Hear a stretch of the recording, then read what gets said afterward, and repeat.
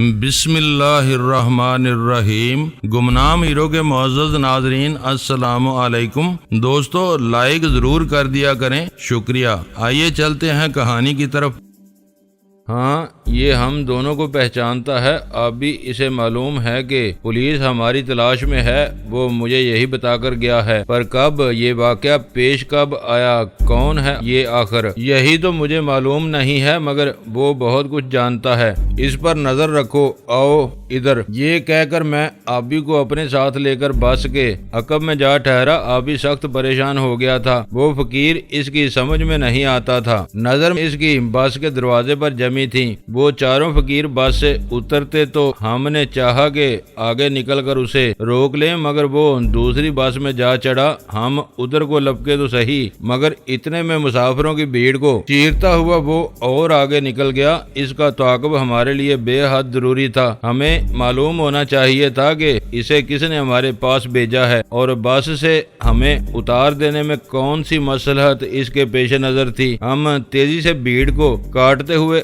آگے بڑھے تو ہم نے دیکھا کہ وہ فقیر ایک لمبے تڑنگے دوہرے بدن کے آدمی کے سامنے ہاتھ پھیلا رہا تھا۔ وہ آدمی قمیض شلوار میں ملبوس تھا، وہ اور ہاتھ میں اس نے ایک چھوٹا سا اٹیچی کیس پکڑ رکھا تھا۔ چند لمحوں تک وہ اس کے سامنے کھڑا رہا اور پھر وہ تیزی سے آگے نکل گیا۔ میری نظر الجھ رہی تھی۔ اس آدمی کا چہرہ بار بار میرے ذہن میں الٹی زکند لگانے لگا۔ کون ہے یہ آدمی؟ اسے میں نے کہاں دیکھا؟ آبی کی نگاہ بھی اس پر جمی تھی۔ وہ بظاہر ہم سے بے تعلق ہو کر دوسری طرف دیکھ رہا تھا، مگر حقیقت یہ تھی کہ وہ ہمیں نگاہ میں رکھ رہا تھا۔ ہم کئی ساعتوں تک اس کے سامنے کھڑے سوچتے رہے کہ کہیں اسی آدمی نے تو اس فقیر کو ہمارے پاس نہیں بھیجا تھا، مگر وہ ہماری طرف متوجہ نہیں ہوا۔ یوں محسوس ہوتا تھا جیسے وہ کسی کے انتظار میں کھڑا ہے۔ اس اثناء میں وہ فقیر ہماری نظروں سے اوجھل ہو گیا۔ ہم کوشش کے باوجود اب اس کو مسافروں کی بھیڑ میں سامنے نہیں پا رہے تھے۔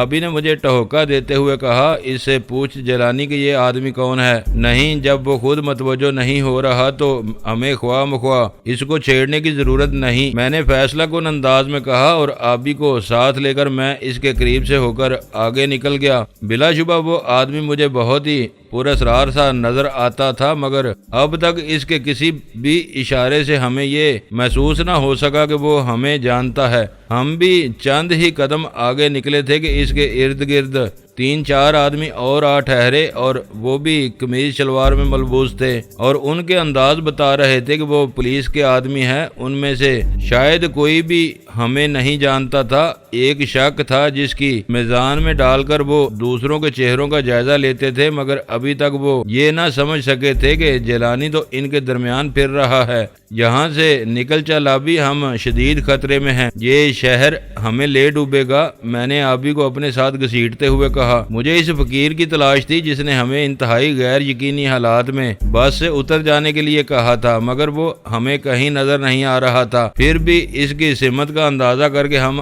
آگے بڑھے تو وہ ایک دیوار کے ساتھ ٹیک لگائے کھڑا ہمیں نظر آیا۔ ہاتھ اس کا اب تک پھیلا ہوا تھا۔ وہ ہر کسی سے بھیک مانگتا تھا، اور آنکھیں اس نے یوں بند کر رکھی تھی جیسے اس کو کچھ بھی نظر نہ آ رہا ہو، اور وہ لاچار ہو کر ان جروکوں کے در بند کرنے پر مجبور ہو۔ آبی نے اسے وہاں کھڑے دیکھا تو ایک نوٹ پھر اس نے ہاتھ میں پکڑ لیا۔ جیسے ہی ہم اس کے پاس پہنچے وہ نوٹ آبی نے اس کے ہاتھ میں دے دیا۔ بولا، تیری شناخت کیا ہے استاد؟ اور وہ آدمی کون تھا جس کو تو مل کر آیا ہے؟ اس کا نام ارجمند خان ہے، اور وہ آپ کو جانتا ہے، اسی لیے آپ کو خبردار کر رہا ہے۔ اس فقیر نے اب کی بار آنکھیں پوری طرح کھول کر ہمیں یوں دیکھا جیسے وہ ہمیں مدتوں سے جانتا ہو۔ تیری مہربانی ہے استاد، مگر تیرا نام کیا ہے؟ میرا نام اکبر ہے۔ آپ آج رات پیر اجمل شاہ کے ڈیرے پر گزار لیں، ہم آپ سے وہیں ملیں گے۔ یہ کہہ کر اکبر نے ہم سے پنڈ چھڑایا اور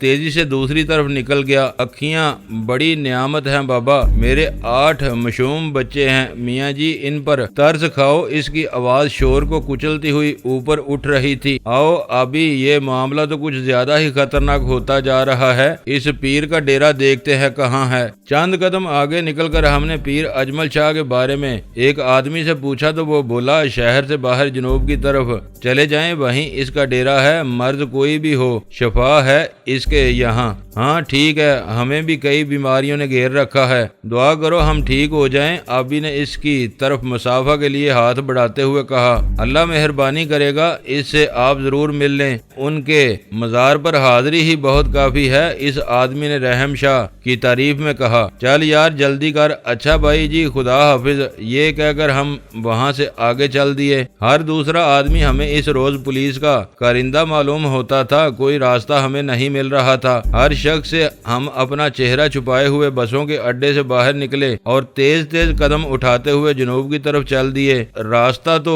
ہمیں یاد ہی نہیں تھا، پھر بھی ہم کسی سے پوچھے بغیر کچھ ہی دیر بعد شہر سے باہر نکل گئے۔ پیر اجمل شاہ کا مزار کچھ زیادہ دور نہیں تھا، درختوں کے ٹھنڈے میٹھے سایوں کے عین وسط میں ایک مزار تھا جو بظاہر ہمیں غیر آباد نظر آتا تھا، مگر جیسے ہی ہم لوہے مزار پر پہنچے ہمیں وہاں کئی آدمی قرآن خوانی میں مصروف نظر آئے۔ ان کی دیکھا دیکھی ہم بھی جوتے اتار کر قبر کے پاس جا بیٹھے۔ ابھی ہم دعا مانگ ہی رہے تھے کہ ایک مجاور نے اٹھ کر ہمارے سامنے قرآن لا رکھے، ان کو رحل پر رکھ کر اس نے ہمارے سامنے کھول دیا اور بولا، آپ بھی ثواب میں شریک ہو جائیں، آج پیر صاحب کی برسی ہے۔ یہ کہہ کر وہ پیچھے ہٹا تو آبی نے مجھے معنی خیز نظروں سے دیکھتے ہوئے قرآن اپنے قریب کر لیا۔ اس روز پہلی بار مجھے یہ معلوم ہوا کہ آبی بڑی جان سوز کرت کے ساتھ قرآن پڑھ سکتا ہے۔ قرآن میں نے بھی بچپن میں پڑھ رکھا تھا، مگر اس کو یوں اپنے سامنے کھلا دیکھ کر مجھے اس روز بڑی ہی ندامت محسوس ہوئی۔ وہ قرآن مجھے یہ احساس دلاتا تھا کہ میں اس کے کسی بھی فرمان پر عمل نہیں کر رہا ہوں، پھر اسے کھول کر میں اس سے کیا حاصل کر سکوں گا، مگر اس کے باوجود میں اس کی تلاوت کرنے لگا۔ مجھے اچانک ہی اس آزمائش سے گزر جانا پڑا تھا اور میں گزر بھی گیا، فرار کا کوئی راستہ مجھے معلوم نہیں تھا۔ آبی پر بھی ایک عجیب سی مستمند کیفیت آ کر گزر گئی۔ ہم کوئی 2 گھنٹے تک اس کی تلاوت میں مصروف رہے، مگر اس طرح کہ جب ہم نے قرآن ختم کیا تو ہمیں اپنا وجود مٹیا پھوس نظر آنے لگا۔ ہم دونوں کیسا بول ہو کر رہ گئے، کہاں ہم اور کہاں وہ بے مثال سلسلہ رشد و ہدایات۔ کاش ہمارے پار وہیں بند ہو جاتے، ہم پر فالج گر جاتا، ہم معذور ہو جاتے اور وہیں بیٹھے بیٹھے اس قرآن کے سامنے جان دے دیتے کہ ہمارے پار کھلتے تھے تو ہم ہلاکت کے پیغمبر بن جاتے تھے۔ وہ 2 گھنٹے جو ہم نے اس کی ترتیل میں صرف کیے ہماری تمام زندگی پر حاوی ہو گئے تھے۔ قرآن کی تلاوت ختم ہوئی تو مجاوروں نے ہمیں تبرک پیش کیا۔ میں اور آبی اپنی تشتریاں بروا کر الگ جا بیٹھے۔ تبرک لذیذ تھا اور ہمیں بھوک نہ ہونے کے باوجود بہت مزہ دے رہا تھا۔ آبی نے لقمہ منہ میں ڈالتے ہوئے کہا، میرا خیال ہے کہ جب میں مر جاؤں تو کسی جگہ میرا ایسا ہی مزار بنا دے۔ وہ کیوں؟ کیا خوبی ہے تیرے اندر؟ خوبی کی بات نہیں ہے جلانی، تیرا بھی دھندا چلتا رہے گا اور میری روح کو بھی ثواب میں پہنچتا رہے گا۔ لوگ بڑے خشوع و خضوع سے قرآن خوانی کریں گے۔ باقی نہیں ہوئے تجھے تو میں پانی میں ڈبو دوں گا تاکہ تیرا نشان ہی باقی نہ رہے، ورنہ تیرے مزار سے تو لوگ ڈاکہ زنی کی تربیت لیں گے اور اس کا نام ہوگا آبی ڈکیتی سینٹر۔ چھوڑ یار، بہت گھٹیا سوچ ہے تیری۔ میں اس چکر سے نکل جاؤں تو پھر بتاؤں گا تجھے کہ میں کتنا شریف آدمی ہوں، مگر یار اس اجمل شاہ کے مزار پر ان لوگوں نے ہمیں کیوں بھیج دیا ہے؟ کوئی وجہ ضرور ہوگی۔ وہ اکبر اور وہ دوسرا آدمی ادھر ضرور آئیں گے، وہی بتا سکتے ہیں کہ ہمیں یہاں سے نکلنے کے لیے کب اور کیا طریقہ اختیار کرنا چاہیے۔ ٹھیک ہے، ہم ادھر کسی دیوار کے ساتھ لگ کر بیٹھ جاتے ہیں۔ ہم نے اپنی اپنی سیٹیں مجاور کے حوالے کر دیں اور ہم صحن سے اتر کر مزار کے مغربی حصے میں ایک درخت تلے جا بیٹھے۔ فائدہ یہ تھا کہ ہم وہاں اطمینان سے سگریٹ پی سکتے تھے۔ اس وقت شام کے 4 بجے تھے کہ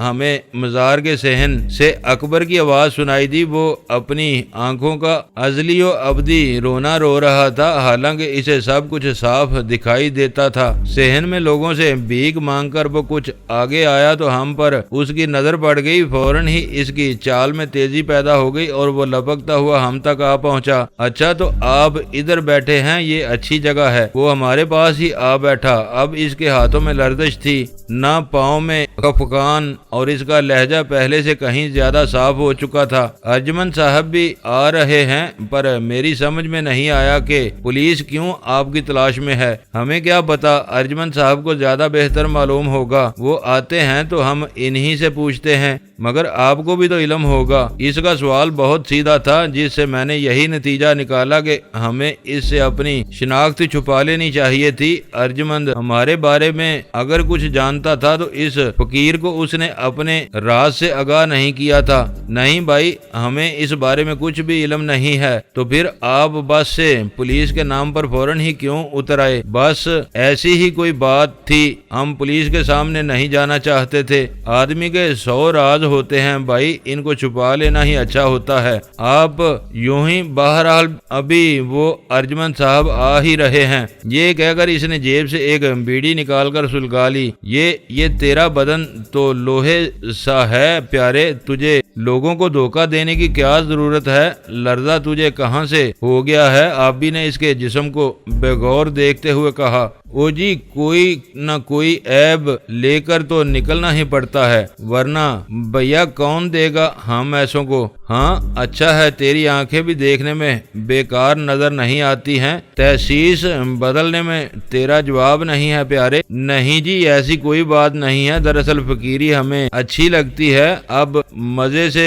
دن گزرتے ہیں، کسی کا دینا نہ کسی سے لینا۔ لینا تو بہت کچھ ہے تمہیں، ہر شخص سے مانگتے ہو اور لیے بغیر ٹلتے نہیں ہو۔ بیوی بچے بھی ہیں؟ بیوی تھی، مر گئی۔ ایک بیٹی ہے، اس کے لیے در در کی بھیک مانگتا ہوں، پر آپ نے اپنا تعارف نہیں کروایا۔ کروا دیں گے، ضرور کروا دیں گے۔ ذرا تیرے ارجمند صاحب سے مل لیں، اس تیل کی دھار تو دیکھ لیں۔ لو یہ سگریٹ پیو، یہ تمہیں فائدہ دے گا، یہ تیرا لرزہ ختم کر دے گا۔ آبی نے اس کو سگریٹ دیتے ہوئے کہا۔ میرا خیال ہے میاں جی کہ ہم ادھر مزار کے عقبی حصے میں بیٹھ جاتے ہیں، لوگ بہت آ جا رہے ہیں۔ ہاں یہ تو اور بھی اچھا ہے، مگر وہ ارجمند صاحب ہمیں کیسے ملیں گے؟ میں انہیں بتا آیا ہوں، ہمارے پاس خود ہی آ جائیں گے۔ یہ کہہ کر وہ اپنی جگہ سے اٹھ گیا تو ہم مجبوراً اس کے ساتھ چل کر عقبی حصے میں جا پہنچے۔ وہاں درخت زیادہ گھنے تھے اور ہر طرف سبزہ ہی سبزہ اگا نظر آتا تھا۔ ستمبر اپنا رنگ جمانے لگا تھا، دھوپ نہ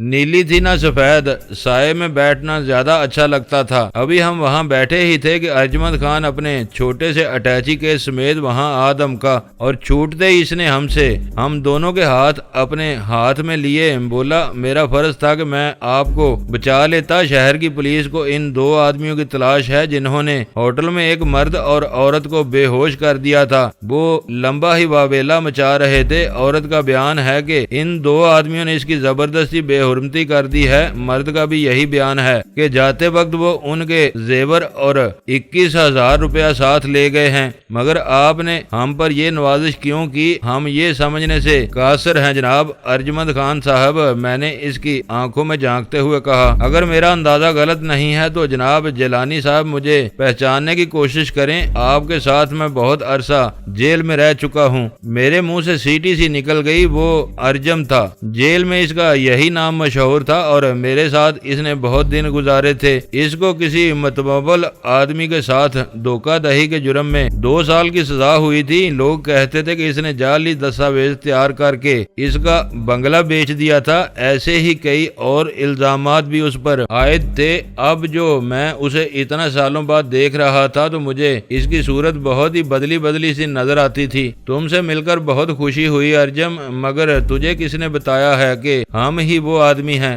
آپ کو میں نے اسٹیشن پر ان کے ساتھ چلتے دیکھا تھا۔ آپ کا دوست اس عورت پر ہاتھ چلا رہا تھا۔ اس سے آگے کی کہانی بھی یاد ہے تمہیں ارجم خان؟ میرا لہجہ تلخ ہوتا جا رہا تھا۔ وہ آدمی میری سمجھ میں نہیں آتا تھا، چنڈال بال کی طرح وہ میرے ماتھے پر اگ گیا تھا اور بڑھتا ہی جا رہا تھا۔ وہ ہنس دیا، بولا، نہیں اس کا تو مجھے کوئی علم نہیں، میں نے سنا ہے کہ وہ عورت تھانے دار کی دوست ہے اور یہی وجہ ہے کہ اس نے آپ کو تلاش کرنے کا حکم دیا ہے۔ اگر یہی بات تھی تو اس نے ہمارے پیچھے کوئی ایسا آدمی کیوں نہیں لگایا جو ہمیں شناخت کر سکتا؟ آپ کو شناخت کرنے والا تو ملا ہی نہیں، یہی وجہ ہے کہ کسی نے آپ کو بازار میں نہیں روکا۔ مگر اب وہ غیور احمد بھی آپ کی تلاش میں ہے، ہوش میں آنے کے بعد وہ بھی بازار میں نکل آئے ہیں۔ اب کیا خیال ہے تمہارا؟ ہمیں کیا کرنا چاہیے؟ میرا خیال ہے کہ آپ میرے گھر چلیں، 2 دن وہاں رہیں اور پھر جس طرف چاہیں نکل جائیں، پولیس خود ہی چپ ہو جائے گی۔ میں سمجھا پولیس ہمیں کسی اور معاملے میں تلاش کر رہی ہے، میرا یہی خیال تھا، مگر یہ معلوم نہیں تھا کہ ہمارا سفر تم کھوٹا کر رہے ہو۔ نہیں جیلانی صاحب، میں تو آپ کے بھلے کے لیے ہی کہہ رہا ہوں، آپ کا پرانا داس ہوں۔ رقم تو ہم سے وہ چھین چکے ہیں ارجم خان، 3.5 لاکھ روپیہ تھا ہمارے پاس۔ اچھا کمال ہے، اور آپ اس پر فاتحہ پڑھ کر واپس جا رہے ہیں؟ یہ کیسے ہو سکتا ہے؟ آپ کو رقم واپس ملنی چاہیے تو لے دو نا، کہو ان سے کہ وہ ہمیں رقم لوٹا دیں تو چلے نا میرے ساتھ، میں خود بات کروں گا ان سے۔ آئیں، میرا گھر اسی شہر میں ہے۔ ارجمند نے مجھے وہاں سے اٹھاتے ہوئے کہا۔ ابھی بھی میرے ساتھ ہی اٹھ گیا۔ آئیں بھائی جی، یہ فیصلہ تو ہونا چاہیے، وہ تھانے دار کی دوست ہے تو کیا ہوا، انصاف بھی تو کوئی چیز ہے۔ رہنے دے یار، تو کس چکر میں ہے؟ یہ دیکھ، یہ رہی وہ رقم، ان کو ہم نے سمیش کر دیا ہے، خواہ مخواہ تو نے ہمارا سفر کھوٹا کیا۔ آبی نے اپنا بریف کیس کھول کر اسے دکھاتے ہوئے کہا۔ اس کی آنکھیں چندیا سی گئیں، بڑی عاجزی اور فروتنی سے بولا، یہ تو اور بھی اچھا ہے، شکر ہے کہ آپ کو رقم واپس مل گئی۔ اگر آپ مجھے خدمت کا موقع دیں تو یہ آپ کی مہربانی ہوگی۔ کیا خیال ہے جیلانی صاحب، پولیس سے بھی آپ بچ جائیں گے، وہ 1-2 دن میں سمجھ جائیں گے کہ آپ آگے نکل گئے۔ کیا حرج ہے، ہم تمہارے ساتھ ضرور چلیں گے، لیکن اس رقم پر اگر کسی کی نظر ہے تو اسے بھول جانا چاہیے، اسے کوئی آدمی ہم سے چھین نہیں سکتا ہے، یہ 3.5 لاکھ روپیہ ہے۔ آپ فکر نہ کریں جیلانی صاحب، مجھے وہ پرانے دن یاد آ گئے ہیں، آپ کی خدمت میرا فرض ہے، یہ میرا شہر ہے، آپ کا میں شکر گزار ہوں۔ ہم رات کو کسی وقت یہاں سے نکل جائیں گے، میں بھی یہی سوچ رہا ہوں۔ وہ ہمیں درختوں کی اوٹ میں لے کر شہر کی طرف بڑھا، انداز اس کا ایسا تھا جیسے اس سے زیادہ بڑا ہمدرد کوئی پیدا ہی نہیں ہو سکتا۔ اس غیور احمد کو ہم نے کچھ سبق ضرور سکھایا ہے، اگر وہ تھانے دار بھی ان ٹھگوں سے ملا ہوا ہے تو پھر اللہ حافظ ہے اس شہر کا۔ بات کچھ ایسی ہی ہے، تھانے دار بھی ان سے ملا ہوا ہے۔ کیا نام ہے اس کا؟ تسلیم شاہ، بہت دنوں سے وہ یہاں کام کر رہا ہے، ادھر اس گلی میں سے ہو کر گزریں، میرا مکان آخری حصے میں ہے۔ اس نے ایک تنگ سی گلی میں داخل ہوتے ہوئے کہا۔ ہم دونوں کچھ عجیب سے گو مگو کی کیفیت میں اس کے ساتھ چلتے رہے۔ ابھی بھی اس حق میں نہ تھا کہ ہم اس کے ساتھ کسی جگہ بند ہو کر بیٹھ رہے، میرا اپنا دل بھی اس اقدام کے حق میں نہیں تھا، مگر ارجمند نے ہمیں جس انداز میں بس سے اتارا اور جس طرح وہ ہمیں پیر اجمل شاہ کے ڈیرے پر آ کر ملا، اس سے ہم یہی سمجھے تھے کہ اس نے پولیس سے ہمیں خبردار کرنے کے لیے زبردست خطرہ مول لیا ہے۔ ہمارا یہ خیال تھا کہ اسے یہ بات معلوم نہیں ہے کہ سندھ کی پولیس کئی دنوں سے ہمارا پیچھا کر رہی ہے اور ہم اپنے 2 آدمی راستے میں ضائع کر بیٹھے ہیں، یہ سب کچھ اسے معلوم نہیں تھا۔ وہ تو ان میٹھے والوں کی اس اوچھی حرکت کے نتائج سے بچانے کے لیے ہماری طرف بڑھا تھا۔ ہم اس کے مکان میں داخل ہوئے تو ہمیں بڑی فرحت اور طمانینت کا احساس ہوا، اگرچہ تنگ سی بند گلی میں اس کا مکان تھا مگر اندر سے وہ بہت کشادہ تھا۔ صحن میں راستے کے دونوں طرف طرح طرح کے پودے اگے ہوئے تھے اور ان کی ہریالی اور تازگی دیکھ کر احساس ہوتا تھا کہ ان کی پرداخت بہت اچھے طریقے سے ہو رہی ہے۔ میرے بیوی بچے آج کل ملتان گئے ہوئے ہیں، یہ نوکر ہی گھر میں موجود ہے، یہی سب کام چلا رہا ہے۔ اس نے ہمیں مکان کے اندر لے جا کر نشست گاہ میں بٹھاتے ہوئے کہا۔ کرسیاں وہاں بڑے کرینے سے بچھی تھیں، صوفہ سیٹ تو وہاں نہیں تھا، فرش پر موٹی نیلے رنگ کی دبیز دری بچھی تھی اور دائیں ہاتھ ایک نواڑی پلنگ موجود تھا۔ معلوم یہ ہوتا تھا کہ کسی سگڑ بیوی نے گھر کو بہت سلیقے سے سجا رکھا ہے۔ ارجمند نے ہمارے لیے لیموں کا شربت تیار کروایا۔ اس کا ملازم جب وہ ٹرے لے کر اندر آیا تو ارجمند نے کہا، دیکھ فیروز، ان کے لیے تو ایک مرغا بھون دے، بازار سے روغنی نان بھی لے آ، یہ ہمارے بہت پرانے دوست ہیں، انہیں کوئی شکایت نہیں ہونی چاہیے۔ جی بہت اچھا، بس 1 گھنٹے میں کھانا تیار ہو جائے گا۔ ہم کھانا تو کھا چکے ہیں بھائی، اس کی ضرورت نہیں ہے، شام کو دیکھ لیں گے۔ ایسا نہ کہیں، اس گھر کو اپنا گھر سمجھیں۔ یہ لو، یہ 50 روپے رکھ لو اور سودا لے آؤ۔ فیروز نے روپے لیے اور اسی وقت باہر نکل گیا۔ تیرا دھندا کیا ہے بھائی؟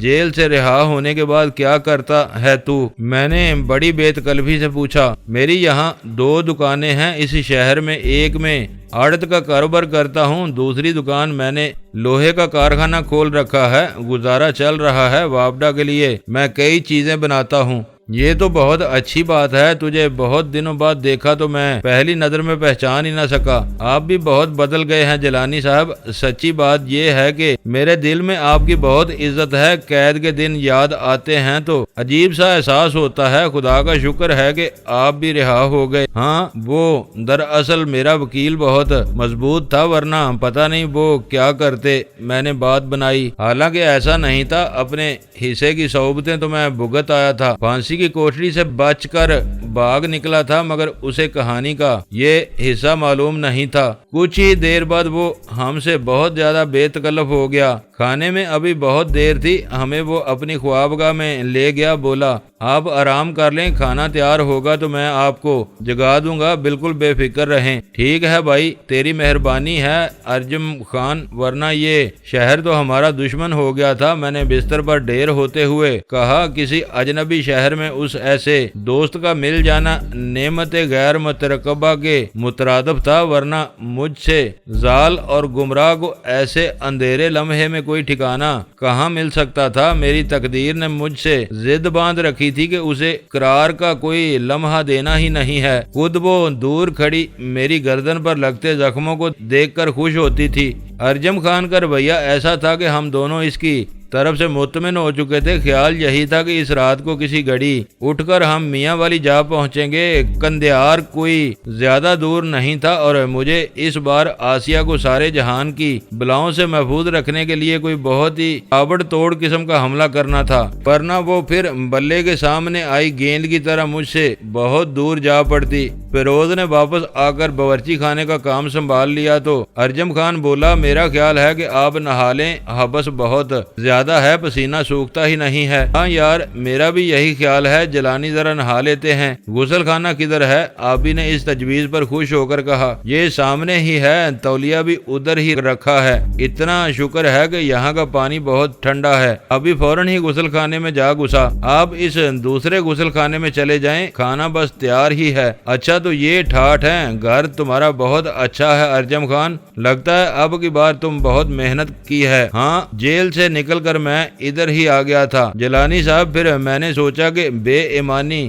काम नहीं देगी, बस यही सोचकर मैंने कारोबार में हाथ डाल दिया। अल्लाह ने बड़ी बरकत दी है। हाँ, आदमी जी जान से मेहनत करे तो खुदा इसे मायूस नहीं करता। ये कहकर मैं दूसरे गुसल खाने में जा घुसा। मकान में किसी जगह कुआं लगा था जिस पर अर्जम खान ने मोटर लगा रखी थी, जिसके जरिए पानी छत पर बनी टैंकी में पहुंचता था और वहां से नलों में आ जाता था। गुसल खाना बहुत उम्दा था। मैंने कपड़े उतार कर अलग रख दिए, मगर जैसे ही मैंने साबुन बदन पर मला, मुझे ये एहसास हुआ कि गुसल खाने का दरवाजा किसी ने बे आवाज खोल दिया है। एक लहजे के लिए ताजा हवा अंदर आई और फिर बंद हो गई। मैंने फौरन ही मुंह पर पानी डाला तो ये देखकर मैं हैरान रह गया कि मेरे कपड़े किसी ने दरवाजे पर से उचक लिए थे। उनमें मेरा पिस्तौल भी था और कुछ रकम भी जेबों में रखी थी। वो ब्रीफ केस जिसमें रकम मौजूद थी आप भी अपने साथ दूसरे गुसल खाने में ले गया था। मैंने फौरन ही उठकर दरवाजा खोलने की कोशिश की, मगर वो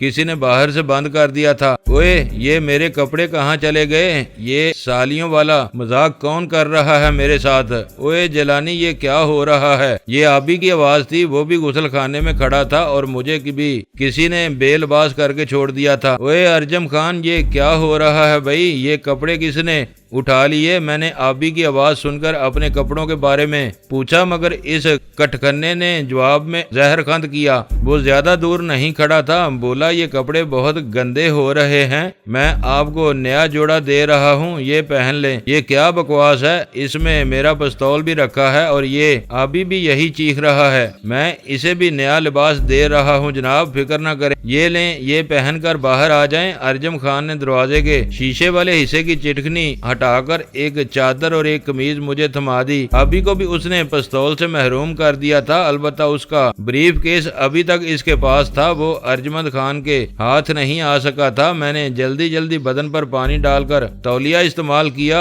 اور اس کے دیے ہوئے دونوں سفید کپڑے پہن لیے۔ آبی کو بھی اس نے نیا لباس پہنا دیا تھا، مگر ہم دونوں اندر سے کٹھالی میں جا گرے تھے۔ ارجم خان بدترین قسم کا دھوکے باز ثابت ہو رہا تھا۔ ابھی ہم غسل خانے میں کھڑے سوچ ہی رہے تھے کہ اس ارجم خان نے چور پکڑنے کے لیے جو کٹورا پھرا دیا ہے اس کا جواب کیا ہونا چاہیے کہ کمرے میں دو آوازیں اور ابھرنے لگیں۔ ان میں سے ایک تو اکبر تھا، جسے ہم اجمل شاہ کے ڈیرے پر ہی چھوڑ آئے تھے، دوسرے کو ہم نہیں جانتے تھے۔ یہ پستول کوئی خاص قسم کا ہے جیلانی صاحب، میرا خیال ہے کہ یہ بے آواز چلتا ہے۔ ارجم خان کی آواز میں اب کی بار بڑی زبردست گونج تھی۔ ہاں ارجم خان، اس کو بہت سوچ سمجھ کر چلانا، اس کی گولی پلٹ کر اپنے ہی سینے میں آ گھستی ہے۔ اب یہ دروازہ کھول دو ذرا۔ ہاں میں ابھی کھولتا ہوں جیلانی صاحب، میں ابھی سے وہ بریف کیس لے لوں، آخر 3.5 لاکھ روپیہ بند ہے اس میں۔ یہ کہہ کر وہ ابھی کے غسل خانے کی طرف بڑھا۔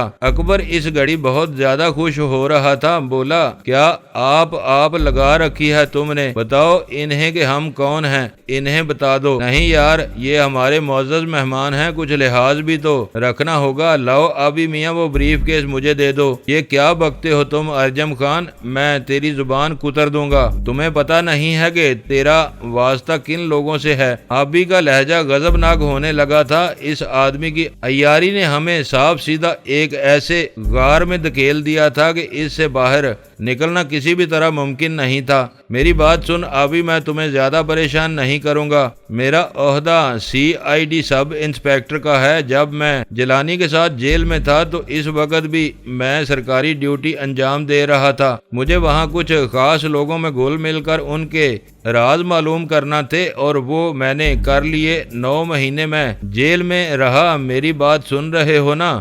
اور اب میں یہاں بھی خاص کام سے آیا ہوا ہوں۔ پرسوں ہی مجھے ملتان میں اطلاع ملی تھی کہ تم لوگ سندھ پولیس سے مقابلہ کرنے کے بعد ادھر آ گئے ہو، مگر تمہیں کوئی پہچانتا نہیں تھا۔ یہ اکبر بھی میرے ساتھ ہے، یہ بھی اپنا فرض ادا کر رہا ہے۔ میرے ساتھ علی نواز بھی ہے، یہ بھی CID انسپیکٹر ہے۔ بہتر یہ ہے کہ یہ بریف کیس مجھے دے دے، تم سے ہمیں کچھ اور بھی حساب لینا ہے، اس کے بعد ہم تمہیں پولیس کے حوالے کر دیں گے۔ سمجھتے ہو نا میری بات؟ اچھے بچے بنو میاں جی، تیری ایسی تیسی بہت بدمعاش ہو تم، مگر یہ سودا تمہیں مہنگا پڑے گا استاد، تمہیں ہم کتے کی موت مار دیں گے۔ ابھی آگ بگولا ہونے لگا، ہاتھ مار کر اس نے دروازے کا قفل کھول دیا۔ اس کی کنڈی دوسری طرف سے پہلے ہی کھلی تھی۔ لو یہ رہا بریف کیس، اٹھاؤ اسے اور دیکھو کہ یہ کیا کچھ کر سکتا ہے۔ اس میں 4 دھماکہ خیز بم ہے، کھولو اسے۔ ابھی نے بریف کیس ارجم خان کے سامنے رکھ دیا۔ کھولو اسے، اس میں 3.5 لاکھ روپیہ ہی نہیں تمہاری موت بھی بند ہے۔ وہ جھوٹ بول رہا تھا، مگر شاید وہ جھوٹ کام کر رہا تھا۔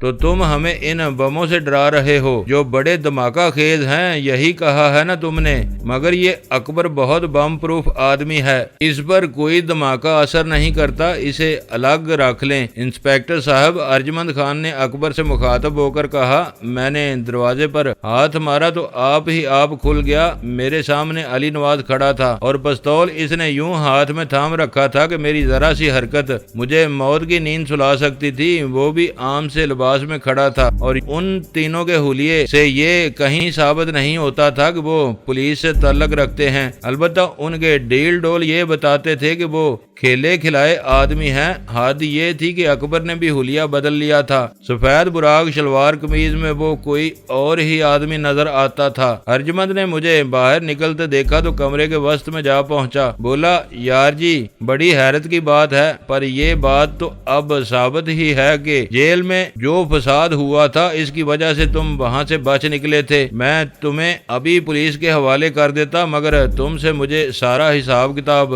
معلوم کرنا ہے۔ تم بھی ادھر آ جاؤ، ابھی کرسی پر بیٹھ جاؤ۔ ابھی کے سامنے سے اکبر نے بریف کیس اٹھا لیا تھا اور ابھی بس اسے دیکھتا ہی رہ گیا تھا۔ اکبر نے بھی پستول اٹھا رکھا تھا اور رخ ان تینوں نالیوں کا ہماری طرف تھا۔ تم اچھا نہیں کر رہے ہو ارجمند خان، تم غلط کہتے ہو کہ جیل میں تم سرکاری ڈیوٹی دے رہے تھے۔ میں ٹھیک کہتا ہوں استاد، تمہیں معلوم ہے کہ وہاں علی کلی بھی تھا اور درویش بھی اور سبیل احمد بھی وہیں تھا۔ وہ کسی طرح بکتے ہی نہیں تھے کہ بینک کا روپیہ ان لوگوں نے کہاں رکھا ہے، مگر میں نے ان سے دوست بن کر پوچھ ہی لیا۔ اب وہ لمبی جیل کاٹ رہے ہیں۔ مجھے جیل سے بہت کچھ معلوم کرنا تھا، مگر خیر تم یہ بتاؤ کہ تم وہی جیلانی ہو نا جس نے ڈاکٹر دومن سے 75 لاکھ روپیہ چھین لیا تھا؟ میرا اندازہ غلط نہیں ہو سکتا ہے۔ یہ تمہیں کیسے پتا چلا؟ کس نے بتایا ہے تمہیں؟ میں نے غسل خانے سے نکل کر کرسی کی طرف بڑھتے ہوئے کہا۔ یہ سب کچھ تمہارے نامہ اعمال میں لکھا ہے جیلانی، مجھے غلط نہ سمجھو۔ تمہیں پہلی چھڑائی کے لیے میں یہاں لے آیا ہوں، دوسرے مرحلے پر میں تمہیں پولیس کے حوالے کر دوں گا۔ نقد جو تمہارے پاس ہے ادھر رکھ دو، تو میں تمہارے بارے میں کچھ اور بھی سوچ سکتا ہوں۔ تو تم جیل کے پرانے قیدی ارجمند خان نہیں ہو، بلکہ وہاں فرض ادا کرنے گئے تھے۔ میں جم کر کرسی پر بیٹھ گیا، اب بھی دیوار کے ساتھ ٹیک لگائے کھڑا تھا اور اس کے چہرے سے میں یہی اندازہ لگا رہا تھا کہ وہ ان کے ہاتھوں سے کانوں کے شکنجے میں جکڑے جانے کے بجائے وہیں جان دے دینا زیادہ آسان سمجھتا تھا۔ 3 آدمی پستولوں سے مسلح ہو کر ہم پر آ چڑھے تھے اور ارجمند کے سوال ایسے تھے جن کا ہمارے پاس کوئی جواب نہیں تھا۔ ہاں میں بھی وہی ہوں جیلانی، اور اب بھی اپنا فرض ادا کر رہا ہوں۔ تو پھر یہ بھی سوچ رکھ ارجم خان کے جیلانی سے تجھے کچھ بھی نہیں مل سکتا۔ ہاں یہ پستول الگ رکھ دو تو پھر بات ہو سکتی ہے۔ میں نے تپائی پر رکھے سگریٹ کا پیکٹ اٹھاتے ہوئے کہا۔ ان لوگوں نے ہمیں سخت مخمصے میں ڈال دیا تھا، بظاہر وہ اچکے نظر آتے تھے۔ کراچی میں جو کچھ ہوا وہ انہیں اخبار سے معلوم ہو گیا ہوگا، دومن نے بہت واویلا مچایا ہوگا۔ میں یہ ماننے پر تیار نہیں تھا کہ وہ تینوں پولیس کے آدمی ہیں۔ ابھی بہت وقت پڑا ہے، پولیس کو بھی کچھ اتنی جلدی نہیں ہے۔ سوچ لو، ہم تمہارے تھن ابھی 2 ڈالیں گے، جتنا بھی روپیہ تمہارے پاس ہے وہ تمہیں یہاں ڈیر کر دینا ہوگا۔ تو یہ شرط ہے تمہاری۔ تم سے مل کر بہت خوشی ہوئی ارجم خان، تمہیں ہماری دوسری کہانی بھی یاد ہے۔ مجھے پتا ہے تم ابھی سندھ پولیس کے کچھ آدمی زخمی کر آئے ہو۔ 4 آدمی ابھی اسپتال میں پڑے ہیں اور 2 مر چکے ہیں۔ تمہارے 2 آدمی ضائع ہوئے، ایک ان میں لاکھو تمہاری نمبری بدماش، وہ ابھی زندہ ہے اور سکھر کے اسپتال میں پڑا ہے۔ وہ ٹھیک کہہ رہا تھا اور اس کی معلومات سے یہی ثابت ہوتا تھا کہ وہ پولیس کے اس محکمے سے تعلق رکھتا تھا جو جرائم کی اندر کھاتے کی کہانیوں کو بھی اچھی طرح سمجھتے ہیں۔ ذرا دیر کی خاموشی کے بعد وہ بولا، میری بات یاد رکھو جیلانی، اب کبھی چھڑانے والا کوئی آگے نہیں آئے گا، تمہاری پشت پناہی کرنے کو اب کوئی نہیں آئے گا۔ تمہارے بڑے صاحب کا اب بولو رام ہونے والا ہے، یاد رکھو۔ اب ڈلوں صاحب بھی تمہارے کام نہیں آئے گا۔ اس کا نام اس کے منہ سے سن کر میں ششدر رہ گیا۔ وہ سالہ بے حساب باتیں جانتا تھا، ایسی باتیں جن کے بارے میں گمان بھی نہیں کر سکتا تھا، وہ کسی اور کو معلوم ہو سکتی ہیں۔ ٹھیک ہے ارجم خان، تم ہم سے سودا کر لو، میں تمہیں اتنی ہی رقم اور دے سکتا ہوں، اس رقم کو تم بانٹ سکتے ہو۔ یہ نہیں ہوگا جیلانی، مجھے وہ سب کچھ چاہیے جو تمہارے پاس ہے، سب کچھ، اور پھر میں تمہارا پنجرہ خالی کر دوں گا، پولیس تم سے خود بات کر لے گی۔ دوستو ویڈیو کو لائک ضرور کر دیا کریں۔ ISI پاک آرمی زندہ باد، پاکستان پائندہ باد۔ معزز ناظرین، اپنا خیال رکھیے گا اور اپنے اس چینل کا بھی شکریہ۔